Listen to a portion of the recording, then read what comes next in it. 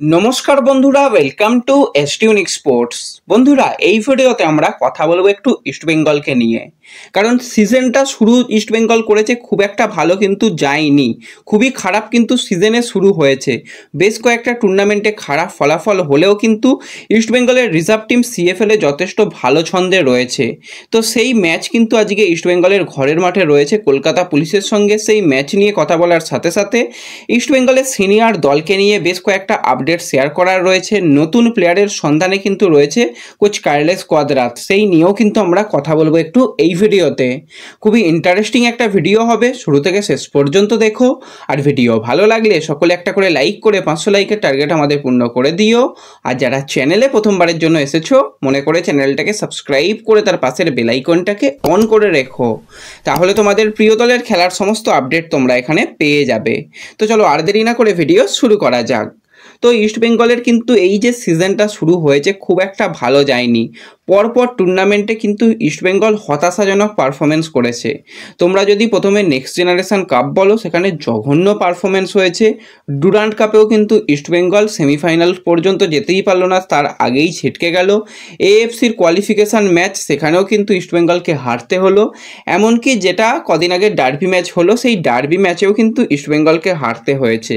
তো এখন কিন্তু ইস্টবেঙ্গলের রিজার্ভ টিমের যেটা টুর্নামেন্ট রয়েছে সেটা হচ্ছে সিএফএল, এবং বেশ কয়েকটা দিন বাদে কিন্তু ইস্টবেঙ্গলের রিজার্ভ টিম আজকে সিএফএল এর ম্যাচে নামতে চলেছে ঘরের মাঠে।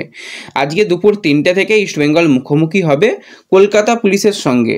তো ইস্টবেঙ্গল কিন্তু খাতায় পেনে দেখতে গেলে অনেকটা এগিয়ে রয়েছে, কারণ 11 ম্যাচে 31 পয়েন্ট নিয়ে পয়েন্ট টেবিলে 2 নম্বর পজিশনে রয়েছে। 1 নম্বরে ভবানীপুর রয়েছে গোল ডিফারেন্সের জন্য, এবং তারা একটা ম্যাচ বেশি খেলেছে। আজকে যদি ইস্টবেঙ্গল হারিয়ে দিতে পারে এই দলকে, তাহলে কিন্তু তারা অবশ্যই ব্যবধান আবারও বাড়িয়ে নিতে পারবে। এবং তোমরা সকলেই হয়তো জানো যে সুপার সিক্সের যখন ম্যাচ হবে, তখন কিন্তু এই যে পয়েন্টগুলো রয়েছে, এই পয়েন্টগুলো কিন্তু সুপার সিক্সের যোগ হয়। তো যত বেশি পয়েন্ট ইস্টবেঙ্গল নিতে পারবে ততই কিন্তু ভালো। কিন্তু এই যে দল, তারা কিন্তু 11 ম্যাচে 18 পয়েন্ট পেয়েছে। পুলিশের দলটা, তারা কিন্তু পয়েন্ট টেবিলে 6 নম্বর পজিশনে রয়েছে, তারা ছিটকে গেছে ধরে নেওয়া যায়। কিন্তু তাদের সামনে তো হারানোর কিছু ভয় নেই, তারা তাদের মতন ফ্রি ফুটবল খেলবে, সেটাই কিন্তু যথেষ্ট চিন্তার কারণ হবে কোচ বিনো জর্জের জন্য। কারণ তাদের অবশ্যই ম্যাচ জিততে হবে সুপার সিক্সে, এবং চ্যাম্পিয়ন হতে গেলে কিন্তু প্রত্যেকটা ম্যাচেই যত যত পয়েন্ট আসবে ততই ভালো। এখনও পর্যন্ত সিএফএলে কোনো ম্যাচেই ইস্টবেঙ্গল পয়েন্ট নষ্ট করেনি। একটা ম্যাচ ড্র হয়েছে, বাদবাকি কিন্তু 10 ম্যাচ জিতে রয়েছে বিনো জর্জের ছেলেরা। তো আজকে কিন্তু 11তম ম্যাচ জেতার জন্য চেষ্টা করবে। এবং যদি আমরা একটুখানি ইস্টবেঙ্গল দলের প্লেয়ারদের নিয়ে কথা বলি, তো প্লেয়াররা মোটামুটি সবাই ফিট রয়েছে।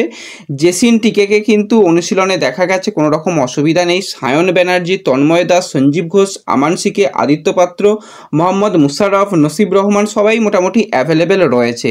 বিষ্ণুর ক্ষেত্রে ব্যাপারটা একটু রয়েছে, বিষ্ণুর নাকি জ্বর হয়েছে, সেই জন্য তাকে পাওয়া যাবে কি না সেটা তো কোচ ঠিকঠাকভাবে সিদ্ধান্ত নেবে আজকে ম্যাচ শুরু হওয়ার আগেই। এবং সবথেকে ভালো দিক তোমরা দেখেছো যে নাসিব, সে কিন্তু পুরোপুরি ফিট হয়ে গেছে, এবং নাসিবকেও কিন্তু ডার্বি ম্যাচে প্রথম হাফে দেখা গেছে। তো নাসিবকেও কিন্তু আজকে প্রথম থেকে ব্যবহার করার চিন্তাভাবনা রয়েছে। এবং যেটা ডার্বি ম্যাচে কিন্তু হীরা মণ্ডল হালকা ইনজুরি পেলেও তার খেলার সম্ভাবনা আজকে রয়েছে, কোনো রকম অসুবিধা নেই। এবং তোমরা সকলেই জানো যে ইস্টবেঙ্গলের সিনিয়র দলের একটু সাইড ব্যাকের সমস্যা রয়েছে, সেই জায়গাতেই কিন্তু হীরা মণ্ডল ফার্স্ট অপশান হিসাবে রয়েছে। এছাড়া সঞ্জীব ঘোষের কথাও মাথায় রাখতে হবে, সেও কিন্তু যথেষ্ট ভালো পারফরমেন্স করছে রিজার্ভ টিমের হয়ে। তো সেই দিকেও কিন্তু কোচ নজর রাখবে। আজকে মাঠে কিন্তু কোচ উপস্থিত থাকার কথা রয়েছে। যারা সম্ভব হবে মাঠে যাও, মাঠে গিয়ে ম্যাচ দেখো। আর যারা যেতে পারবে না, জি24 ঘন্টা থেকে টিভিতে দেখাতে পারে। যদি টিভিতে না দেখায় তো জি24 ঘন্টার ওয়াইটি চ্যানেলে কিন্তু ম্যাচ দেখানোর কথা রয়েছে, তো সেখান থেকেই তোমরা ম্যাচ দেখতে পাবে।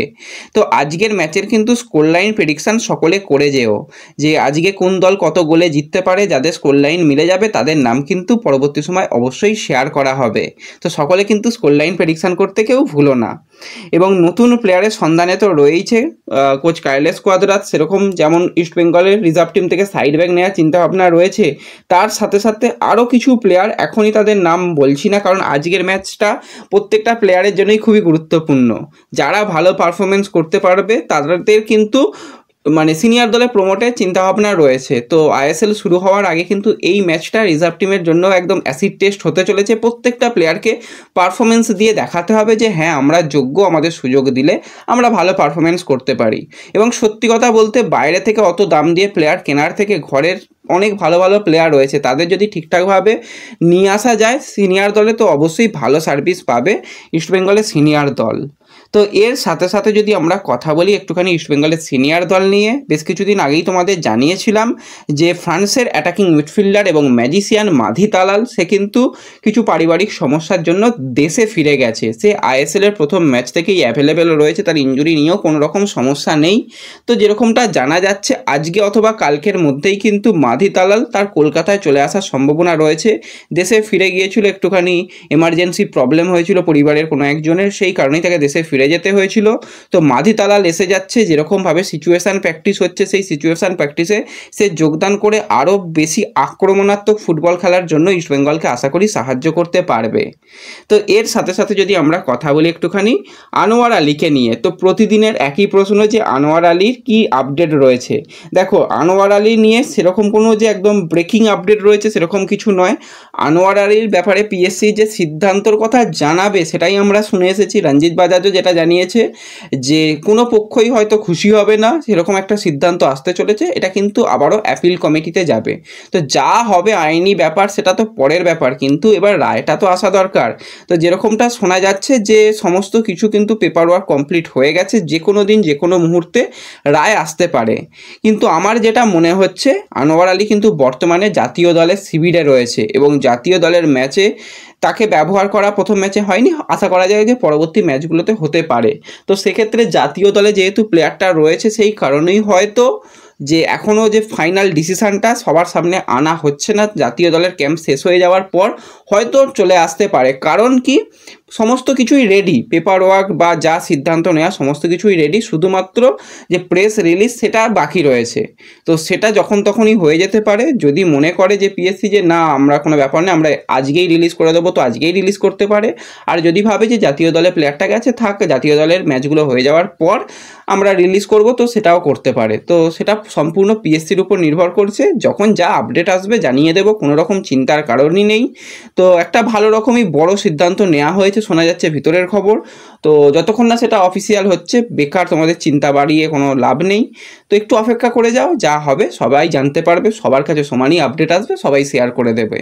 ব্যাস এই ভিডিওতে এটুকুই আপডেট তোমাদের সঙ্গে শেয়ার করার ছিল। ভিডিও ভালো লাগলে একটু লাইক শেয়ার করে দিও। তো দেখা হচ্ছে পরবর্তী ভিডিওতে, ধন্যবাদ।